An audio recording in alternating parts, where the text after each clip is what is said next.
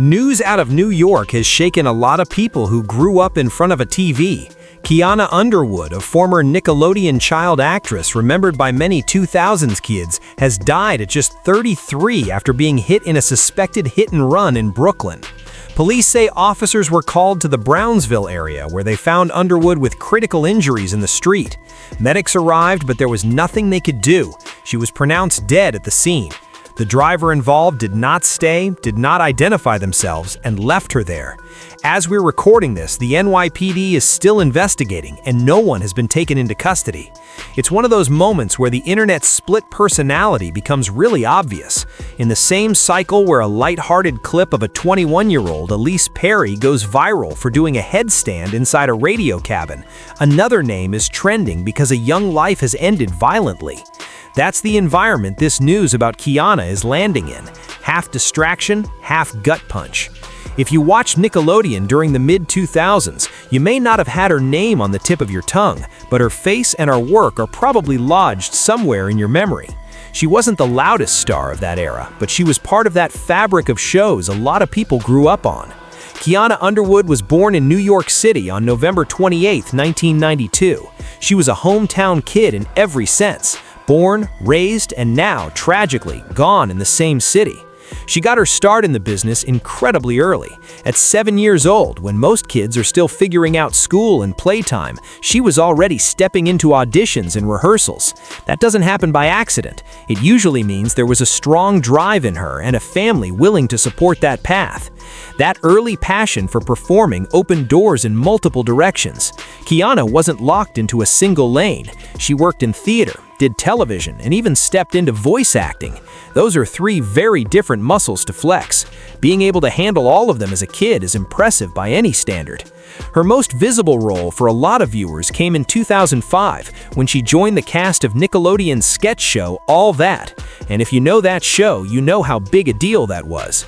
All That basically defined kid-friendly sketch comedy for an entire generation. It was the series that gave us long-running bits, memorable characters, and a pipeline of talent that would later show up on Saturday Night Live, movies, and all over TV. By the time Kianna arrived, All That was already in its 10th and final season. The show was a brand. Audiences had watched people like Kenan Thompson, Keel Mitchell, Amanda Bynes, and Nick Cannon hone their chops there. Underwood joined as part of that last wave of cast members. She was brought in to fill the spot left by Jamie Lynn Spears, who had exited the show to lead her own Nickelodeon project, Zoe 101. That's not an easy position to walk into. Replacing a known name in an established show always comes with pressure. Fans have expectations and built-in loyalties.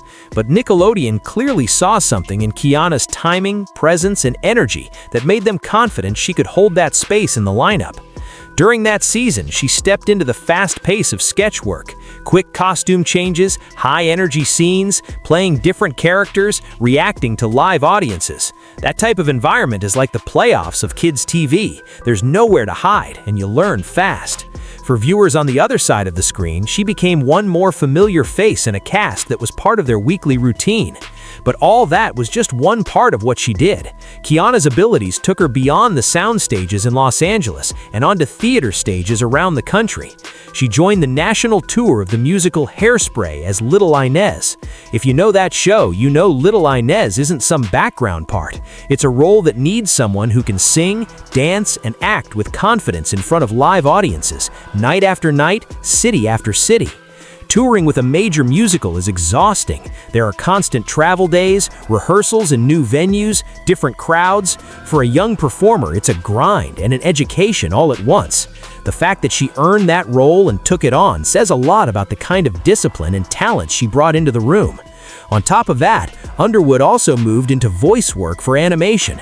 She voiced the character Fuchsia in Little Bill, the Nick Jr. series that a lot of younger kids watched in that same era. Voice acting is its own game. You're in a booth, no costume, no makeup, no set to play off. Everything has to come through in the voice.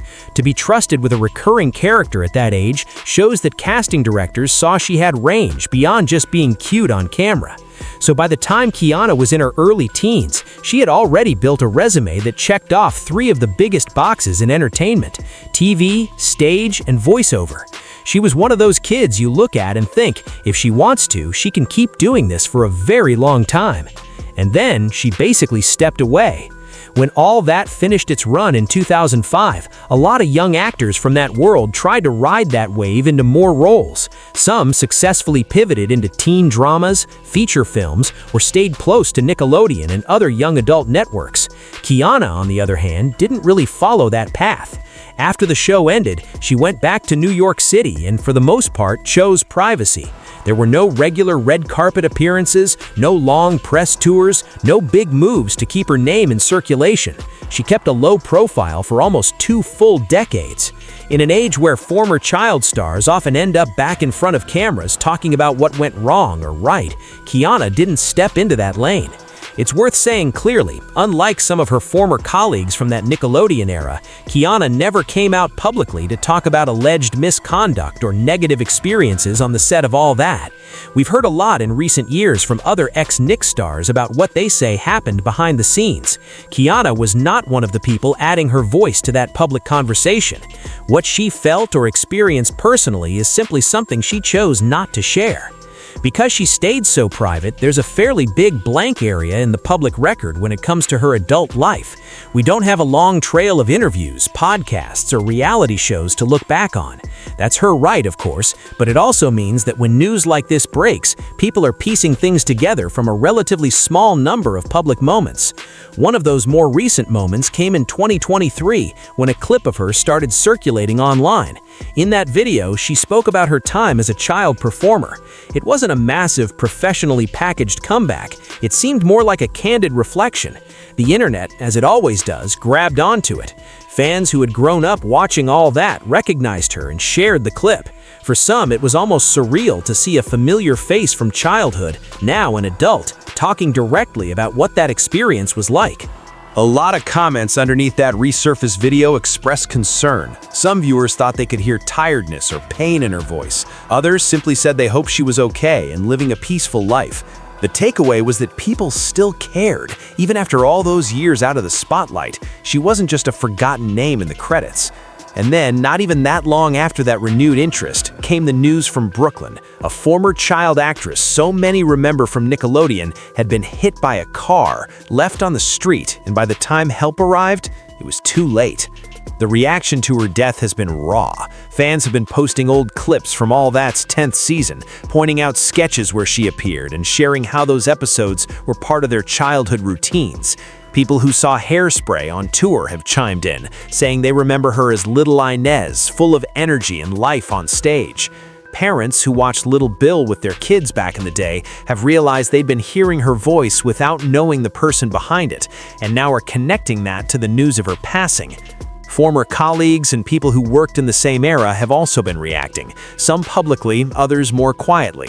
For them, this isn't just child star from X show, it's someone they auditioned with, ran lines with, shared dressing rooms with. The entertainment world is big in terms of audience reach, but behind the curtain, those circles are small and tight. There's another angle here that's harder to talk about but impossible to ignore. We've seen a sad pattern over the years where the names of former child stars show up in headlines attached to words like death, accident, struggle, rather than comeback, new project, or award. Each case is unique, but taken together it reminds us that early fame doesn't guarantee an easy life later on. Kianna's situation is different in that she wasn't in the tabloids every month, no public spiral, no high-profile scandal. She chose distance, yet still her name returns to the public conversation attached to tragedy. On top of the emotional shock, the specific circumstances of her death tap into something much broader, the reality of road danger in big cities and the problem of drivers fleeing scenes. Hit and runs are a brutal category of incident because they combine the violence of the crash with the added cruelty of abandonment. When someone hits a pedestrian and leaves, they're making a split-second decision that their own fear of legal consequences matters more than the life lying on the ground behind them. Brownsville, where this happened, is a part of Brooklyn that already deals with a lot: economic challenges, crime, and yes, traffic safety issues. A fatal hit-and-run there touches on long-standing conversations about whose safety really matters in certain neighborhoods and how seriously those cases are pursued. In this instance, because the victim had a past on national television, the case is getting extra attention. The hope is that this attention translates into real pressure to find the driver and bring some accountability. The NYPD is reportedly still working the case, looking at surveillance footage, tracking down potential witnesses, and examining any vehicles that might match evidence from the scene. Until someone is identified, though, fans, friends, and her family are left with more questions than answers. It's not just how could this happen, but how could someone walk away from it? There's a tough irony in the fact that someone who brought light, fun, and music into people's homes as a child performer has her final public chapter defined by something so dark and senseless. But the reaction we're seeing online also shows that viewers are not willing to just let her name fade into a tragic headline. People are actively revisiting what she did, talking about the joy associated with those roles, and trying to honor that part of her life. It also raises an uncomfortable but important point about how we relate to the people we grew up watching. For a lot of us, child actors freeze in time. We keep picturing them at 10, 12, 14. We don't always think about the adults they become, the paths they take, or the struggles they might go through when the cameras stop. Kianna Underwood is a reminder that they do grow up. They live entire lives outside of what we see, and sometimes those lives end in ways that deserve just as much attention and care as any Hollywood headline. Right now, the best thing the public can do is remember her work with respect, avoid wild speculation about the parts of her life she chose to keep private, and if anyone out there has real knowledge about the crash, pass that information on to the authorities. That's the route towards some kind of justice. If you're watching this and thinking back to old Nickelodeon marathons, All That sketches, the last season where faces like Kianna's blended into your weekend routine, you're not alone. A lot of people are rediscovering those episodes, not out of empty nostalgia, but as a way to reconnect with the person they just learned they've lost.